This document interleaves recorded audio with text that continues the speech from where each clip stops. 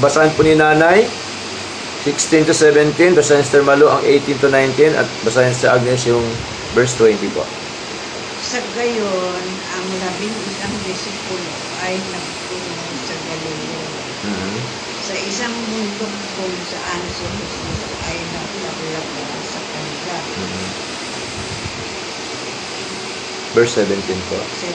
At nang makita nila siya, siya ay sinamba nila, datapwat ang ilan ay nag-alinan. Amen. Sir Malu? At si Jesus ay lumapit at nagsalita sa kanila na nagsasabi, ang lahat ng kapangyarihan ay ibinigay sa akin ng langit at lupa. Tumayo kayo sa makatuwid at turuan ang lahat ng mga bansa. Bautismuhan sila sa pangalan ng Ama at ng Anak at ng Espiritong Banal. Verse 20, Sir Agnes. Na ituro ninyo sa kanila na kanilang ganapin ang lahat ng mga bagay na inuutos ko sa inyo at narito ako'y sumasa inyong palagi hanggang sa katapusan ng sanlibutan. Amen. Okay, pa rin po ang Diyos.